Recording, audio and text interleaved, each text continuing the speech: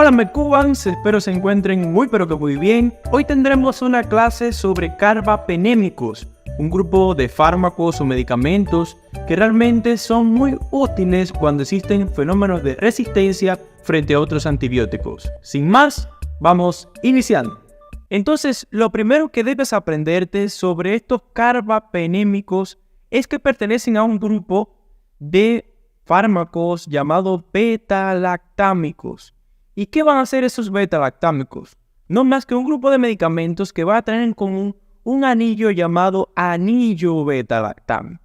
Por eso es que muchas veces vemos a las penicilinas, a las cefalosporinas incluidas dentro de los beta-lactámicos, y es por esto mismo, porque tienen todas ellas unos anillos beta-lactámicos. Los carbapenémicos, a diferencia de otros medicamentos o de otros beta-lactámicos, son muy resistentes a beta-lactamasas. ¿Y qué le va a dar esa característica de resistencia a beta-lactamasa? Que sean muy útiles para infecciones en las que las penicilinas, cefalosporinas u otros beta-lactámicos no puedan llegar o no puedan tener acción frente a esos microorganismos.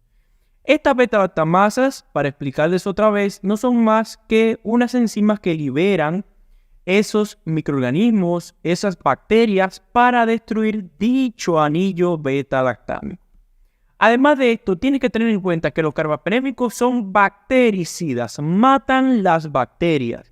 Y la imagen que quiero que te lleves es este guerrero con el arco y la flecha apuntando en un grupo de bacterias para que te quede bastante claro una imagen de lo que pueden hacer. El mecanismo de acción te lo explicaré bastante fácil. ¿Por qué?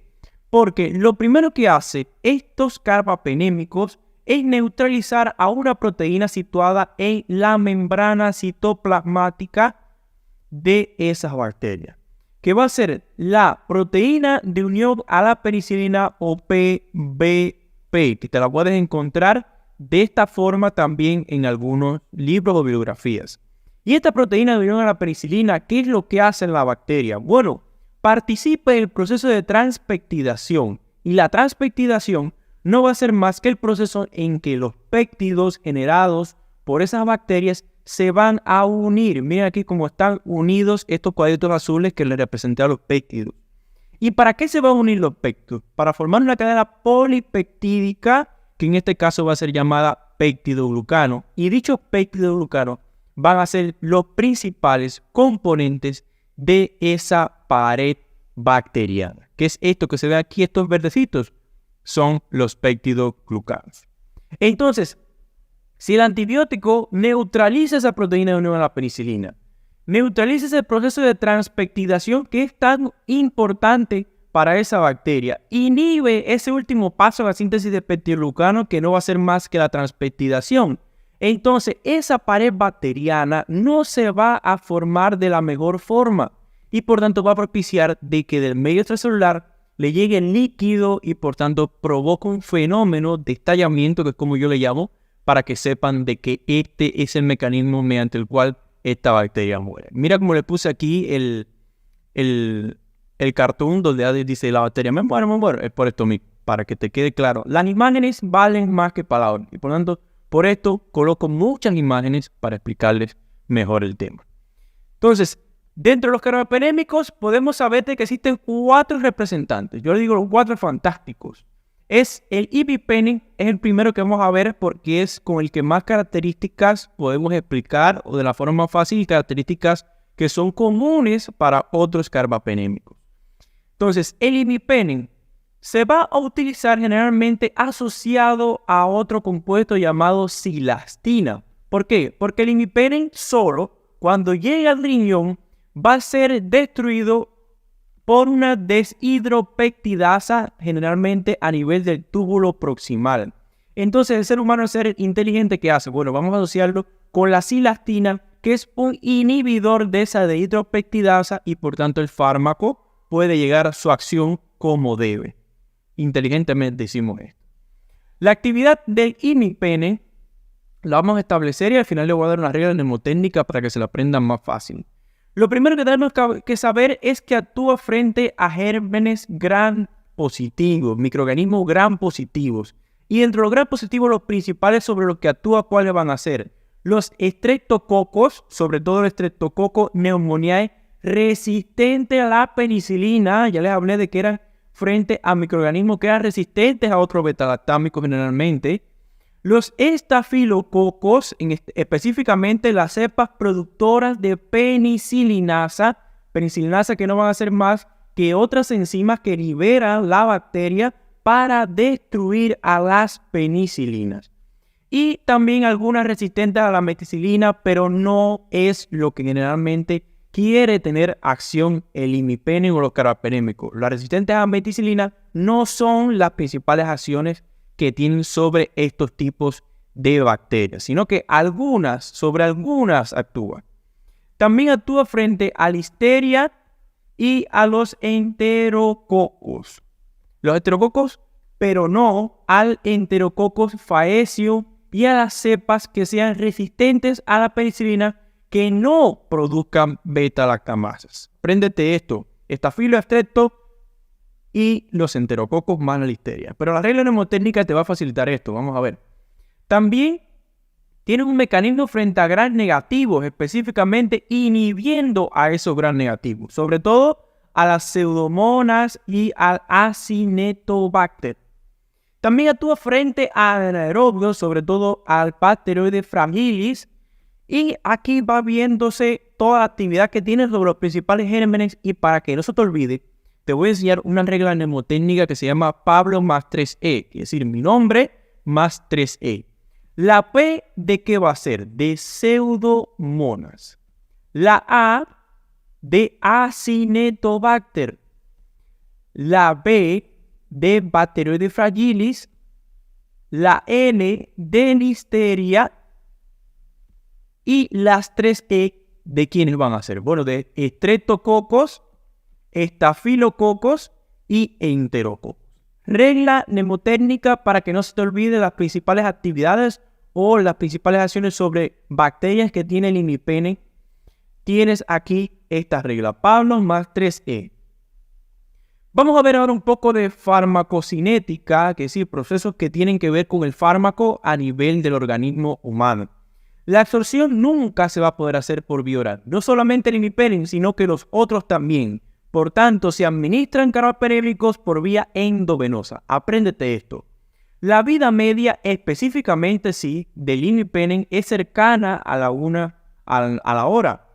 La eliminación generalmente de los carbapenémicos de forma general va a ser de alrededor del 80% por vía renal.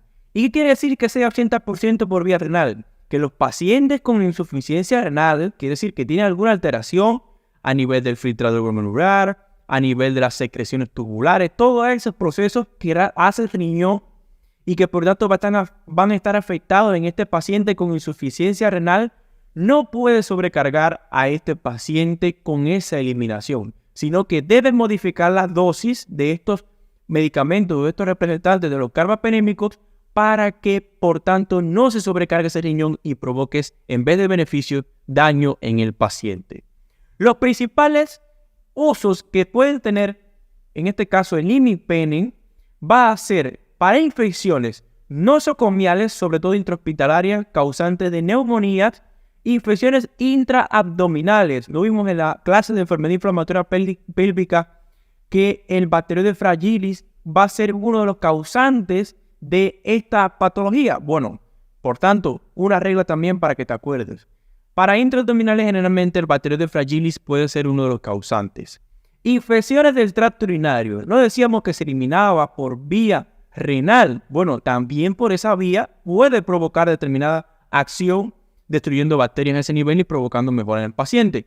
Si existe pielonefritis, si existe cistitis, si existe uretritis, infecciones en el tracto urinario clásicas que vemos en cuerpo de guardia, podemos utilizar imipenem. Y además, infecciones de piel y partes blandas, generalmente causadas por Streptococcus y Estafilococcus. Les hablé de los usos, son útiles para nosocomiales, para intraabdominales, para piel y partes blandas, pero siempre recordando de que son infecciones graves que no han resuelto con otros beta-lactámicos. Por tanto, nunca te pongas a indicar un carbapenémico si antes usar esas penicilinas o esas cefaloporinas y ver que no reacciona ese paciente, que no tiene un efecto beneficioso. Por tanto, son medicamentos de amplio espectro, los carbapenémicos, pero generalmente asociados a bacterias que hacen fenómenos de resistencia con otros beta-lactámicos o con otros antibióticos. Ten muy claro esto, que no se te olvide, porque hay muchas personas que para ver cualquier infección boba puedes administrar carbapenémicos. No, es cuando existen fenómenos de resistencia y que están bien identificados. Vamos a ver otros representantes del grupo de los carbapenémicos para ver los otros 3 fantásticos que faltan, que va a ser el meropenem. Este no va a ser degradado por la adenilopeptidasa que vimos en el imipenem. Por tanto, no es necesario que se administren con cilastina, y la actividad que va a tener generalmente va a ser contra gram positivos y gram negativos también, pero más contra gram negativos que contra gram positivos, y específicamente de los gram positivos contra el que no tiene una buena acción van a ser los enterococos. También muy útil el meropenem cuando se utiliza para, en el caso de que existan probabilidades de convulsión. Seguro que aquí no les expliqué las convulsiones. Bueno, les voy a explicar las principales reacciones adversas que puede tener los carbapenémicos, que van a ser las náuseas, los vómitos en los pacientes con infecciones renales o con infecciones del sistema nervioso central. Tienen que tener en cuenta las convulsiones cuando les pregunten las principales reacciones adversas o la principal reacción adversa de los carbapenémicos, cuáles van a ser las convulsiones. Fenómenos de hipersensibilidad se le pueden dar a esos medicamentos, pero sobre todo va a ser menor al 1%, se dice en los estudios que se han realizado. Por tanto, y el fenómeno de hipersensibilidad frente a otros beta-lactámicos no es tan frecuente. Volviendo a lo que les estaba explicando, como las convulsiones va a ser un efecto adverso que es muy encontrado dentro de la principal complicación, de la principal reacción adversa de los carbapenémicos, tiene que usar generalmente para meningoencefalitis, para meningitis, el meropenem. ¿Por qué? Porque tiene menos probabilidad de causar convulsiones que otros carbapenémicos. Tenlo muy claro. Infecciones del sistema nervioso central de los carbapenémicos, ¿cuál es el mejor? El meropenem. El doripenem, actividad similar al meropenem, solo que va a ser muy activo frente a algunas pseudomonas resistentes.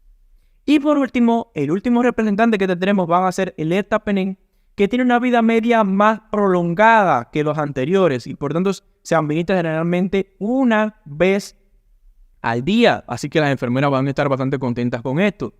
La actividad va a ser menor contra enterococos, contra Pseudomonas aeruginosa y Acinetobacter, pero muy buena contra géneros Enterobacteriaceae y Anaerobios, es decir, géneros de la familia Enterobacteriaceae que producen alteraciones gastrointestinales. Usos principales del ertapenem para infecciones intraabdominales y pélvicas. No les dije que los anaerobios, gérmenes anaerobios, pueden ser causantes de infecciones a nivel de abdominales o a nivel pélvico. Bueno, recuerden siempre, ertapenem útil para infecciones intraabdominales y pélvicas. Entonces le he dado toda esta aplicación para que tengan una idea principal de lo que pueden tener en cuanto a los usos de los carbapenémicos, y además existen otras clases también en el canal de otros beta-lactámicos como las cefaloporinas, las penicilinas, que son muy importantes conocerlas y que te estaré dejando por aquí mismo para que puedas pinchar y rápidamente ver la clase, en este caso de cefaloporinas y penicilinas, que es la que hemos dado últimamente. Recuerda suscribirte al canal, no lo olvides, de verdad nos estarías ayudando muchísimo con esto, ya que de esta forma nos ayudas a llegar a muchísimas más personas y a que Medcuban apoye mucho más la educación médica a favor de tu salud. Sin más, nos vemos en una próxima clase, en un próximo video, así que cuídate mucho y estudia bastante.